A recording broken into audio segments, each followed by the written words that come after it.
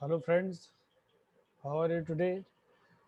I wish for your good health and your safety. And I request you all to remain at home and stay safe and keep your family safe. Okay. So, today, the topic of our discussion is the injection system in CI engine, that is, fuel injection system. Let me write the topic name: fuel injection system in CI engine. ठीक है। आज हम discuss करेंगे कि जो compression ignition engine होता है इसके अंदर फ्यूल का इंजेक्शन किस प्रकार होता है। तो फ्यूल इंजेक्शन दो तरीके से होता है इसमें। एक तो है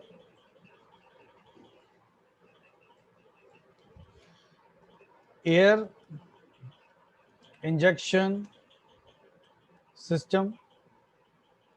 ये पुराना तरीका था, पहले एयर इंजेक्शन सिस्टम यूज़ किया जा सकता जाता था।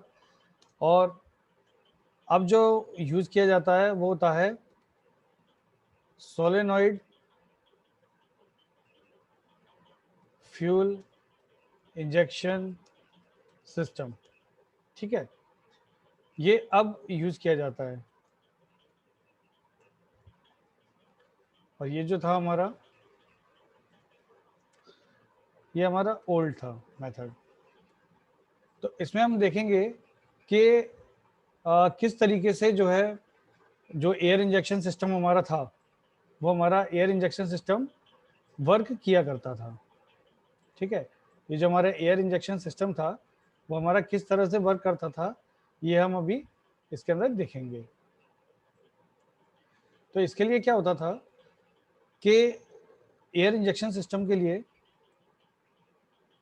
एक कंप्रेसर होता था, कंप्रेसर। ठीक है, कंप्रेसर क्या करता था कि एयर को कंप्रेस किया करता था, जिसकी वजह से एयर का टेम्परेचर बढ़ जाता था। फिर इस कंप्रेसर से, जस्ट ए सेकेंड, इस कंप्रेसर से ये एक लाइन या पाइप या होज, दैट इज होज पाइप, इस तरीके से बाहर की तरफ निकलता था और एक टर्मिनल पर जाकर एक पोर्ट पर मिल जाता था। ठीक है, अब ये जो टर्मिनल है,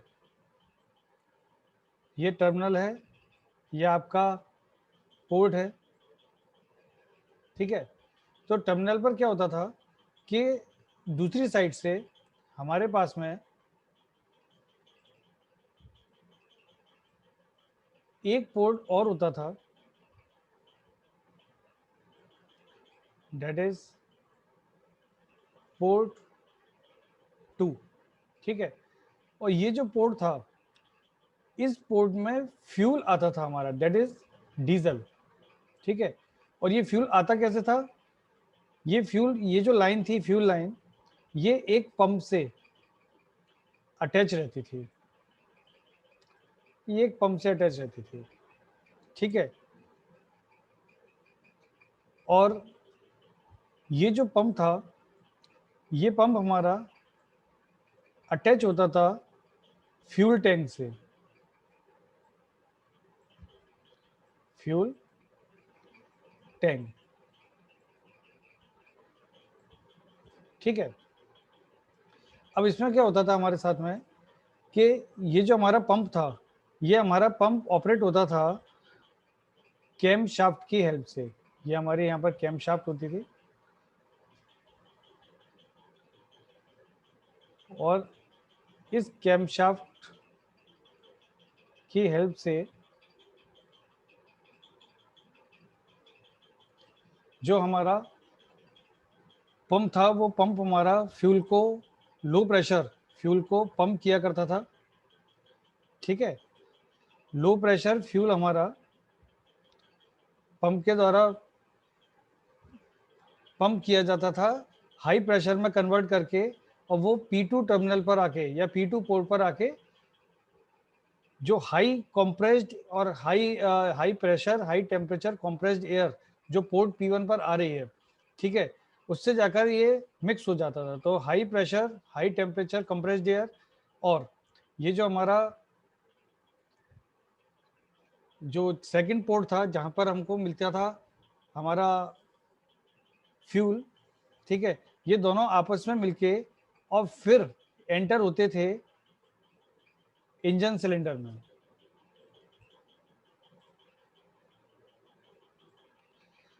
ये एंटर होते थे इंजन सिलेंडर में, और यहाँ पर भी एक हमको वाल्व देखने को मिलता था, ठीक है। इसकी ओपनिंग क्लोजिंग भी कैम शाफ्ट के द्वारा ही हुआ करती थी।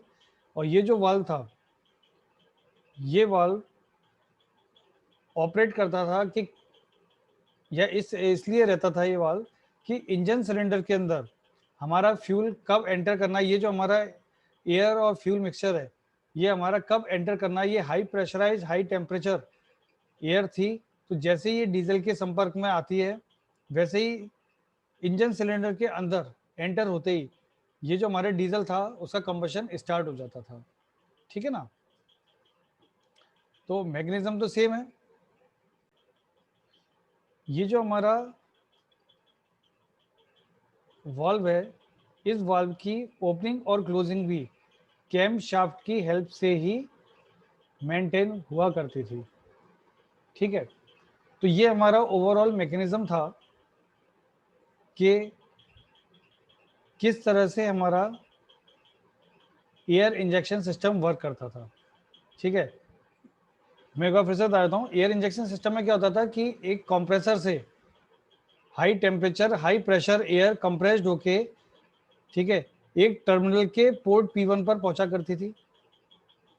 फिर इसी टर्मिनल में फ्यूल टैंक से फ्यूल को पंप किया जाता था, जो कि पोर्ट P2 पर जाकर इस टर्मिनल में एंटर करता था। फिर यहाँ से high temperature high pressure air और ये फ्यूल मिलकर दोनों ही एंटर किया करते थे हमारे फ्यूल टैंक में। एरो बना देता हूँ मैं। यहाँ से फ्यूल टैंक में एंटर करते थे,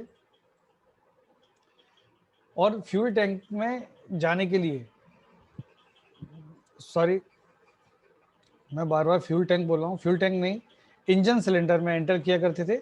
और इंजन सिलेंडर में जाने के लिए यहाँ पर हम एक वाल्व का यूज किया करते थे, जो कि कैम ऑपरेटेड वाल्व था हमारा, ठीक है।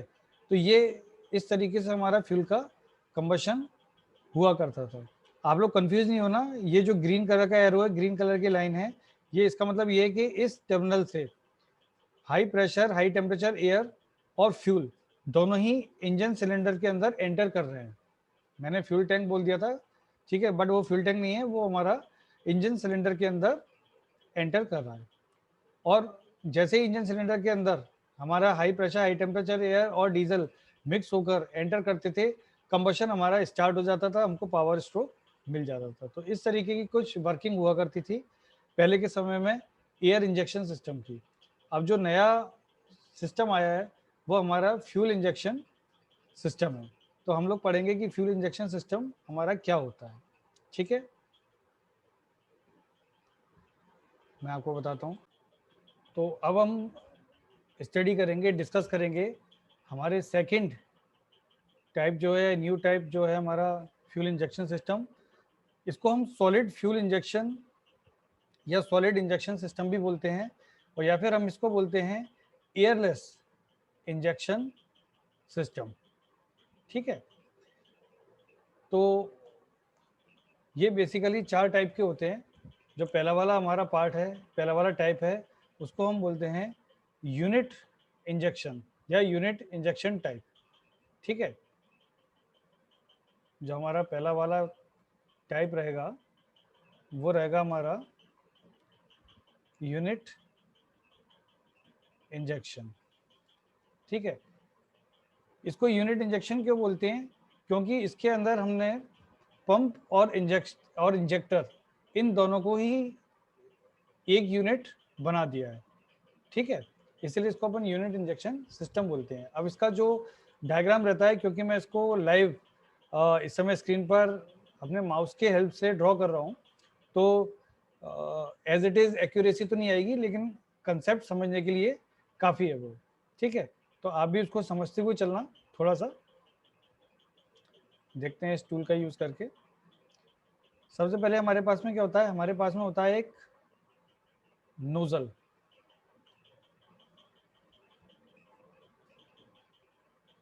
ठीक है।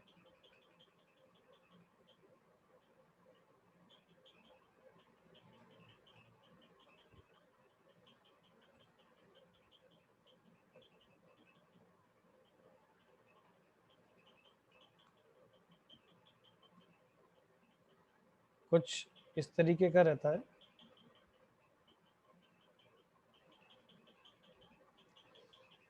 ठीक है। ये है हमारा नोजल,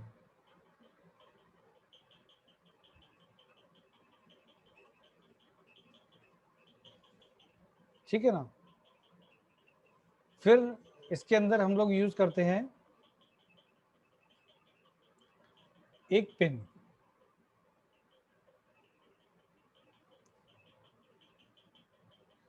वो पिन हमारी कैसे रहती है,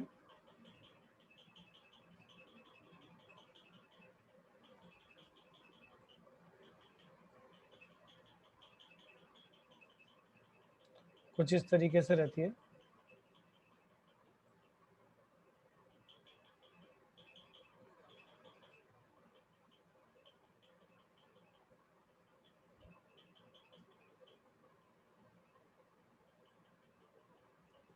ठीक है। और ये जो पिन होती है, ये नोजल को पूरी तरीके से क्लोज करके यहाँ पर रखती है। ये जो हमारा नोजल होता है, ये नोजल हमारा पूरी तरीके से इस पिन के द्वारा पैक रहता है ये, ठीक है। इस पिन के साथ में एक टेपर पार्ट होता है,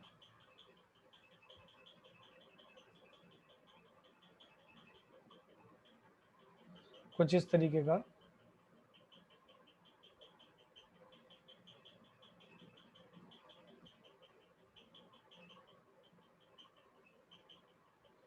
कुछ इस तरीके का रहता है। इसको हम बोलते हैं प्लंजर। ये पिन हो गया, ये प्लंजर हो गया। प्लंजर मीन्स एक स्मॉल पीस ऑफ शाफ्ट रहता है। फिर इसी के साथ में अटैच होती है स्प्रिंग। इस तरीके से एक स्प्रिंग इसमें अटैच होती है, ठीक है। फिर इस स्प्रिंग के ऊपर भी हमारा एक थ्रस्टिंग एलिमेंट होता है। इस थ्रस्टिंग एलिमेंट को भी हम बोल सकते हैं प्लंजर, ठीक है। होता क्या है, ये जो थ्रस्टिंग एलिमेंट होता है हमारा प्लंजर, ये फ्यूल लाइन से अटैच होता है। ये जो है हमारा, ये हमारा फ्यूल लाइन से अटैच होता है, कुछ ये इस तरीके से फ्यूल लाइन रहती है, तो फ्यूल लाइन से ही अटैच है।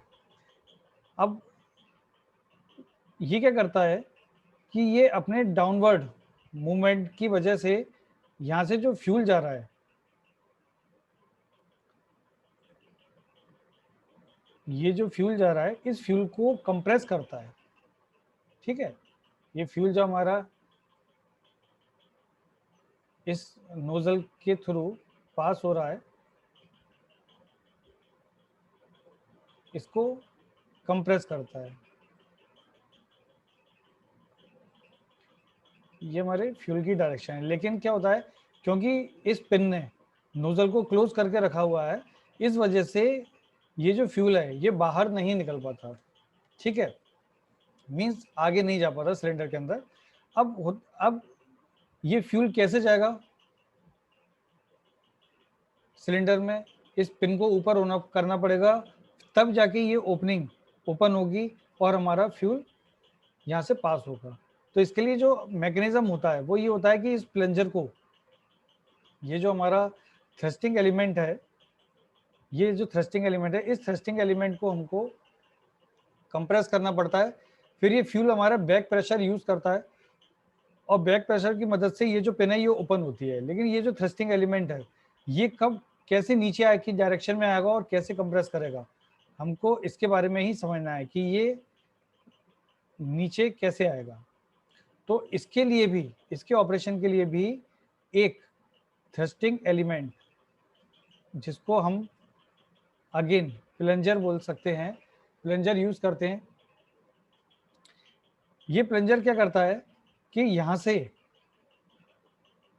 फ्यूल का प्रेशर बनाता है। ये फ्यूल का प्रेशर यहाँ से फ्यूल रिलीज करता है और ये इस फ्यूल के प्रेशर से ये जो हमारा प्लंजर है ये नीचे के डायरेक्शन में मूव करता है और इस फ्यूल को कॉम्प्रेस करता है। कॉम्प्रेस करने के बाद में जब यहाँ पर फ्यूल हमारा इकट्ठा हो जाता है, ठीक है, तो वो क्या करेगा कि बैक प्रेशर डेवलप करेगा। और ये बैक प्रेशर कहाँ प्रेशर अपना एक्सर्ट करेगा, इस प्लंजर पर। ये हमारा बैक प्रेशर है फ्यूल का और ये किसको प्रेशराइज कर रहा है, ये प्रेशराइज कर रहा है इस प्लंजर को। तो अब प्लंजर का डायरेक्शन क्या होगा, ये प्लंजर अपवर्ड डायरेक्शन में मूव करेगा और ये जो स्प्रिंग है ये स्प्रिंग कंप्रेस होगी। कंप्रेस होगी तो ये जो पिन है ये पिन अपवर्ड डायरेक्शन में जाएगी। तो यहाँ से जो हमारा फ्यूल है ये फ्यूल हमारा यहाँ से बाहर आ जाएगा, ठीक है। इंजन सिलेंडर में इसको जहाँ भी जाना है ये चला जाएगा। अब हमारा ये जो मैकेनिज्म आपने देखा, ये वाला प्लंजर ये कैसे वर्क करता है, ये एक सोलेनॉइड वाल्व से कनेक्ट होता है। सोलेनॉइड वाल्व से ये जो हमारा फ्यूल है, ये जो हमारा प्लंजर है ये हमारा कनेक्ट होता है, इसको पावर मिलती है।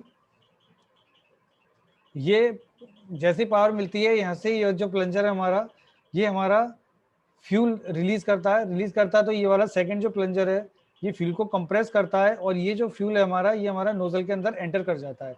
जब ये फ्यूल हमारा नोजल के अंदर एंटर करता है तो क्योंकि यहाँ पर नोजल हमारा क्लोज होता है, इस जगह पर नोजल हमारा क्लोज हो रहता है तो इनिशियली, तो वापस से ये बैक प्रेशर इस प्लंजर को लगाता है, इस प्लंजर पर एग्जर्ट करता है बैक प्रेशर। जैसे ही बैक प्रेशर एग्जर्ट होता है तो ये जो प्लंजर है स्प्रिंग को कंप्रेस करते हुए अपवर्ड डायरेक्शन में मूव करता है। ये पिन हमारी अपवर्ड डायरेक्शन में मूव कर जाती है और हमारा फ्यूल जो है इस नोजल से बाहर आ जाता है, ठीक है। तो ये ओवरऑल वर्किंग है हमारे जो है सॉलिड फ्यूल इंजेक्शन सिस्टम की या एयरलेस इंजेक्शन सिस्टम की। और क्योंकि इसमें हम सोलेनॉइड वाल्व का यूज कर रहे हैं इसीलिए इसको हम बोलते हैं सोलेनॉइड फ्यूल इंजेक्शन सिस्टम भी बोल सकते हैं इसको। तो ये हमारा एक तरह का इंजेक्शन सिस्टम है। अब हम देखेंगे कि हमारे और जो दूसरे अन्य दूसरे तरीके के इंजेक्शन सिस्टम है हमारे, वो किस प्रकार के हैं, ठीक है। तो चलिए हम सेकंड जो है सॉलिड फ्यूल इंजेक्शन सिस्टम पढ़ते हैं। इसका जो नाम है वो है individual pump and nozzle system, ठीक है। ये हमारा individual pump and nozzle system है। अब इसका अंदर होता क्या है, इसका जो मैकेनिज्म है वो ऐसा होता है कि इसके अंदर जितने हमारे फ्यूल इंजेक्टर होंगे उन सबके लिए अलग अलग पंप हमको मिलेंगे, अलग अलग मीटरिंग यूनिट होगी। तो वो किस तरीके से वर्क करती है ये मैं आपको बताता हूँ।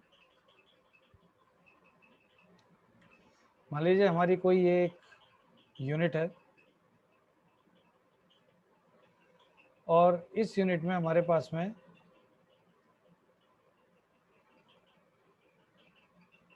पंप लगे हुए हैं। मान लीजिए एक पंप लगा है, दो second pump, third pump, fourth pump, ठीक है ना। ये जो है आपका पंप 1, पंप 2, पंप 3, पंप 4, ये इस तरीके से रहता है। और हर एक इंडिविजुअल पंप के लिए एक इंडिविजुअल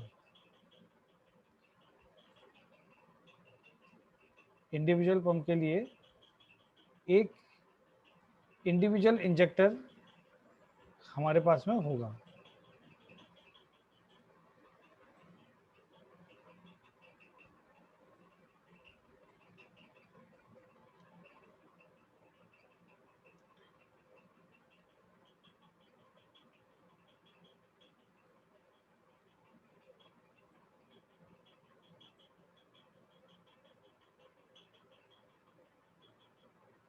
ठीक है ना, कुछ इस तरीके का।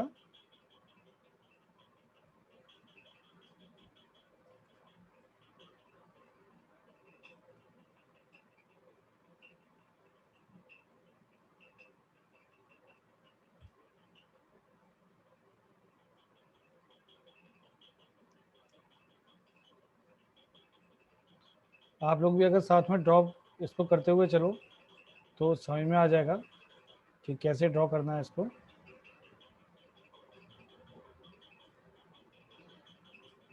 अब यहाँ पर हमारा इंजेक्टर लगा होगा,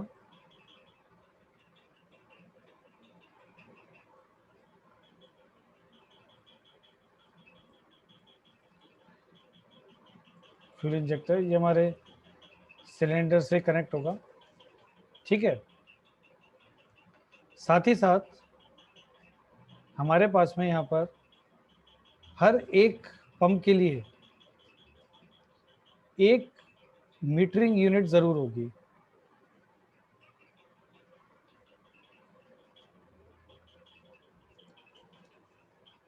ठीक है। और ये जो हमारे पंप होंगे, ये सारे के सारे पंप कैम शाफ्ट से कनेक्ट होंगे, जैसा कि हमने अभी प्रीवियस टॉपिक में पढ़ा था हमने कि ये जो हमारे पंप है ये हमारे सारे के सारे कैम शाफ्ट से कनेक्टेड होंगे, ठीक है। और ये जो हमारी मीटरिंग यूनिट रहती है, इस मीटरिंग यूनिट में होता क्या है, और ये जो हमारी मीटरिंग यूनिट्स हैं, ये हमारी मीटरिंग यूनिट कनेक्ट होती है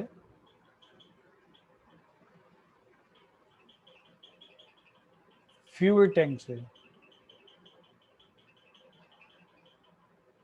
यहाँ हमारा फ्यूल टैंक होगा, फ्यूल टैंक से हमारी मीटिंग यूनिट कनेक्ट होती है। तो मीटिंग यूनिट क्या करती है कि अकॉर्डिंग टू द रिक्वायरमेंट इन पंप्स को फ्यूल सप्लाई करती है कि ये पंप फ्यूल को जो है पंप करेंगे फ्यूल टैंक से और इसको इंजन सिलेंडर के अंदर according to the requirement send करेंगे, ठीक है। तो मैं एक बार इन सबके नाम वापस से बता देता हूँ।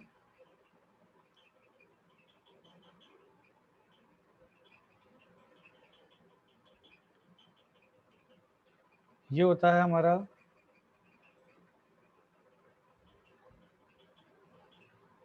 तो ये है हमारे कैम शाफ्ट, ठीक है। ये हमारे इंजेक्टर्स,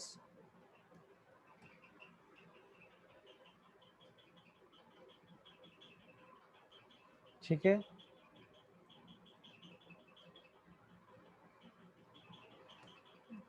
और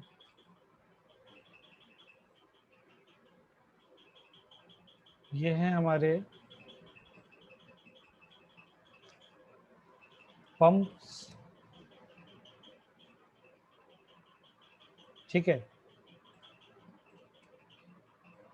ये है हमारी metering unit,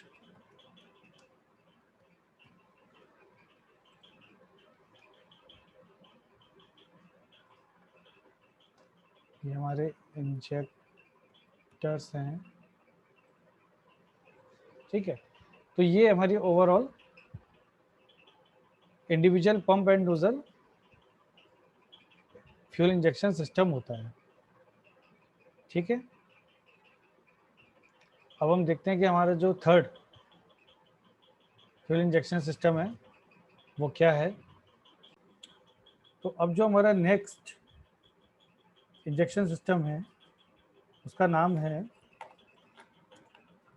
distributor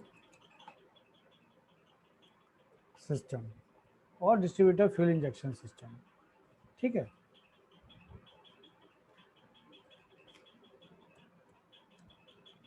distributor system,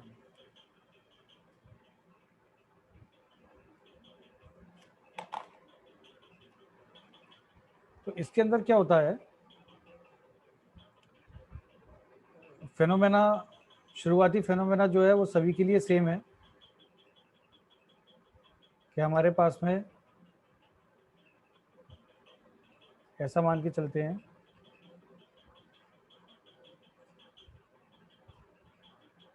कि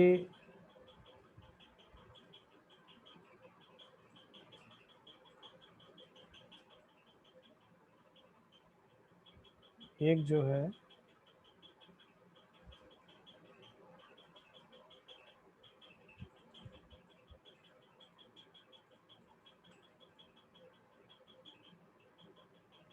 मैं डायरेक्ट ही इसको ड्रॉ कर देता हूँ।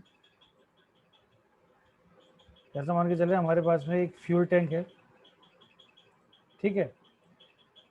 फिर ये जो हमारा फ्यूल टैंक है ये हमारा कनेक्ट है फिल्टर से, ये फ्यूल टैंक हमारा फिल्टर से कनेक्ट है, ठीक है। फिर फिल्टर, ये जो है हमारा फिल्टर, ये फिल्टर हमारा कनेक्ट है एक लो प्रेशर पंप से,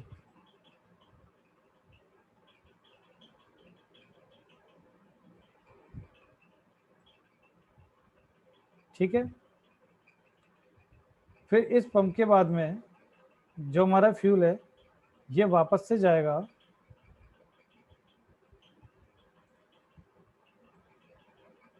फिल्टर के पास, ठीक। ये सभी के लिए कॉमन है, ठीक है। आप हम लोगों ने अभी जो पहले ये जो यूनिट इंजेक्शन सिस्टम और individual pump and nozzle system पढ़ा है ये इनमें भी एप्लीकेबल है, जब भी आप ड्राइंग बनाए तो इनको बनाते हैं, ठीक है। फिर अब ये जो हमारा फिल्टर है, यहाँ से हमारा फिल्टर होके जो फ्यूल जाएगा वो हमारा फ्यूल जाएगा मीटरिंग यूनिट में। हमने लास्ट वाले प्रीवियस वाला जो हमारा individual pump and nozzle system था उसमें अलग अलग पंप के लिए अलग अलग मीटरिंग यूनिट हम लोगों ने पढ़ा था, लेकिन यहाँ पर एक सिंगल मीटरिंग यूनिट हमको रखनी है, ठीक है। फिर इस मीटरिंग यूनिट के बाद में जो हमारा फ्यूल है, ठीक है, वो फ्यूल हमारा जाएगा एक डिस्ट्रीब्यूटर के पास में, ये हमारा डिस्ट्रीब्यूटर है, ठीक है। ये हमारा डिस्ट्रीब्यूटर है। तो इस डिस्ट्रीब्यूटर के पास में जैसे ही जाएगा ये डिस्ट्रीब्यूटर कनेक्ट होगा अलग अलग फ्यूल इंजेक्टर से। इस डिस्ट्रीब्यूटर में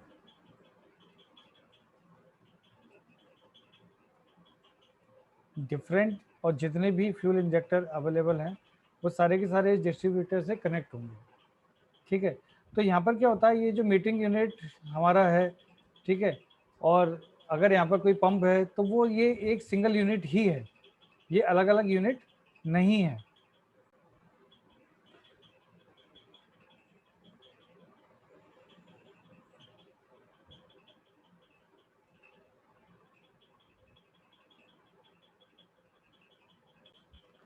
तो ये जो हमारा डिस्ट्रीब्यूटर है ये डिस्ट्रीब्यूटर हमारा अकॉर्डिंग टू द लोड इन फ्यूल इंजेक्टर्स को फ्यूल सप्लाई करेगा, और वो जो फ्यूल आएगा वो हमारा इस मीटरिंग यूनिट प्लस पंप जो एक सिंगल यूनिट है वहाँ से हमारा ये जो है फ्यूल हमको मिलेगा। तो ये सिस्टम होता है हमारा डिस्ट्रीब्यूटर सिस्टम। ठीक है, ये हमारा फ्यूल टैंक था, फिर हमारा फिल्टर,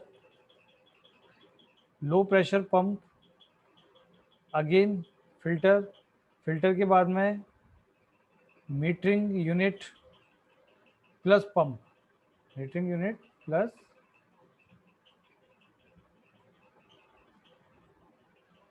पंप, फिर यहाँ से गया डिस्ट्रीब्यूटर के पास। डिस्ट्रीब्यूटर के से अटैच है हमारे फ्यूल इंजेक्टर। तो ये हमारा सिस्टम हो जाता है डिस्ट्रीब्यूटर सिस्टम। ठीक है, और जो फोर्थ वन है हमारा उसका नाम है, तो अब जो फोर्थ वन हमारा आएगा वो होगा हमारा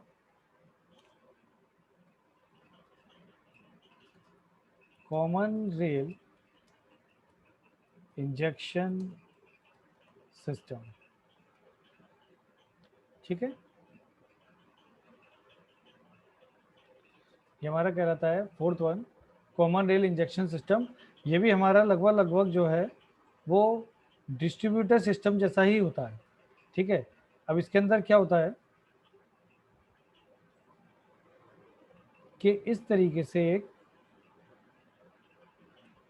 डिस्ट्रीब्यूटर की तरह एक कॉमन रेल हमारे पास में होती है। ठीक है, कॉमन रेल, और फिर बाद बाकी जो हमारा सिस्टम है वो हमारा एज इट इज़ है कि हमारे पास ना भाई फ्यूल टैंक है। ठीक है, फ्यूल टैंक से फिल्टर से होते हुए हमारा फ्यूल पहुंचता है लो प्रेशर पंप पर,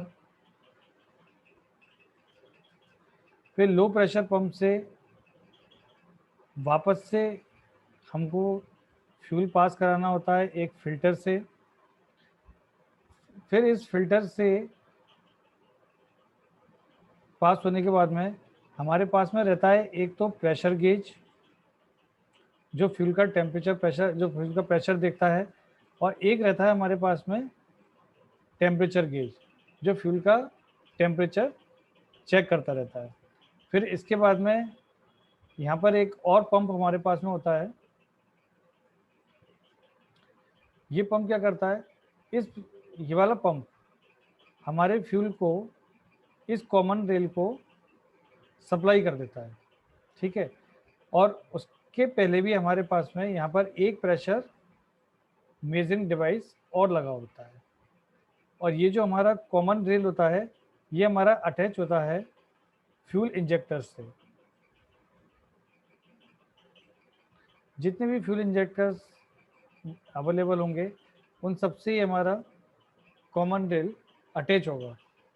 ठीक है, साथ ही साथ इसके अंदर एक और इम्पॉर्टेंट चीज़ लगी होती है,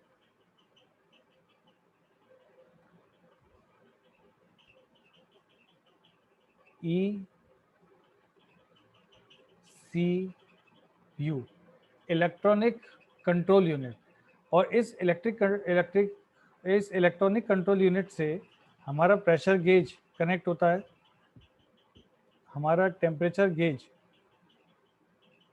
कनेक्ट होता है। ये जो हमारे फ्यूल इंजेक्टर्स हैं ये सारे के सारे हमारे इस ECU यूनिट से कनेक्ट होते हैं। ये वाला जो प्रेशर गेज है ये हमारा इलेक्ट्रॉनिक कंट्रोल यूनिट से कनेक्ट होता है। जो कॉमन रेल है ये हमारा इलेक्ट्रॉनिक कंट्रोल यूनिट से कनेक्ट होता है। फिर क्या होता है कि यहाँ पर भी हमको एक सेंसर दिया होता है। जब हमारे पास में कोई एक्स्ट्रा फ्यूल अवेलेबल होता है तो वो एक्स्ट्रा फ्यूल वापस से हमारा कहाँ चला जाता है, फ्यूल टैंक। ठीक है, तो इस तरह से हमारा ये कॉमन रेल सिस्टम वर्क करता है। बहुत इजी है, कोई टफ नहीं है, बट थोड़ा कन्फ्यूजन हो जाता है। तो आप लोग बहुत सोच समझ के इसका अच्छे से ब्लॉक डायग्राम बनाना और बेहतरीन तरीके से इसको अपने एग्ज़ाम में लिखना। इसकी जो वर्किंग है वो लिख देना इसके कंपोनेंट्स के नेम के साथ साथ, तो कहीं कोई दिक्कत नहीं है। तो आज के लेक्चर के लिए इतना ही, फिर नेक्स्ट लेक्चर में हम लोग नया टॉपिक डिस्कस करेंगे। Thank you very much. स्वस्थ रहें, सुरक्षित रहें।